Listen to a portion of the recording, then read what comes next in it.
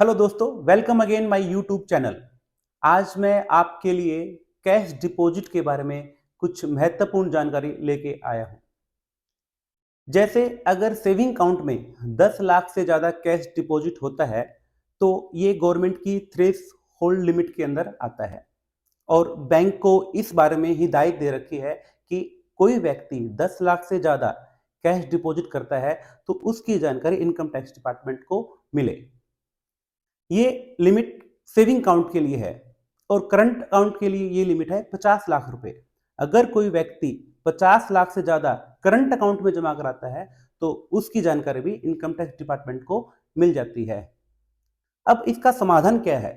अगर आपको कोई कैश प्राप्त होता है किसी भी सोर्स से तो आप अपने आईटीआर के जब भरते हो उसके थ्रू अपनी डिक्लेरेशन दें और अपने सोर्स को बताएं कि मेरा ये सोर्स रहा है कैश डिपॉजिट का, जिससे आप इसमें आपको डरने की जरूरत नहीं है।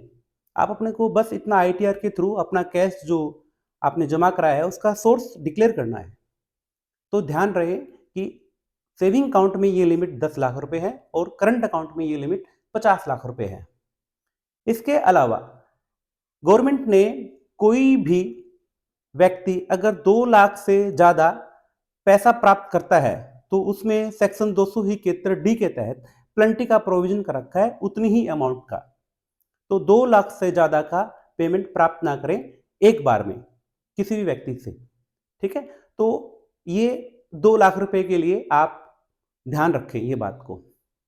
उसके अलावा अगर आप कोई बिजनेस करते हैं और बिजनेस में कोई भी खर्चा 10,000 से ज्यादा का कैश में करते हैं तो ये बात ध्यान रखें कि उतना ही अमाउंट आपकी प्रॉफिट एंड लॉस अकाउंट से डिसअलाउ हो जाएगी और आपकी इनकम में जुड़ जाएगी।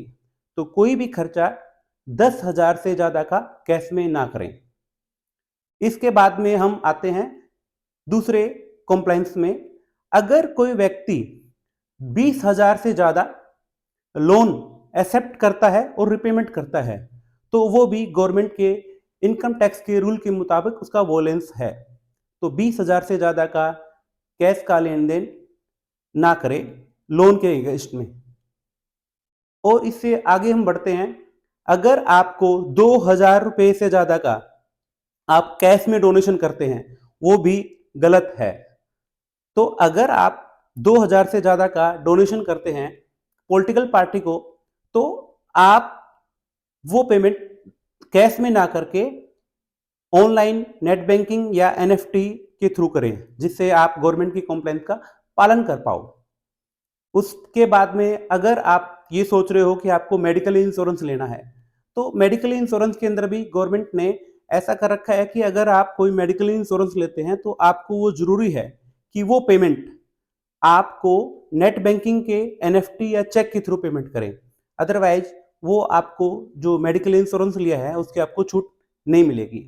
ऐसी बहुत सारी महत्वपूर्ण जानकारी मैं आपके लिए लाता रहूंगा। आप मुझे ढेर सारा प्यार दें और मेरे यूट्यूब चैनल को सब्सक्राइब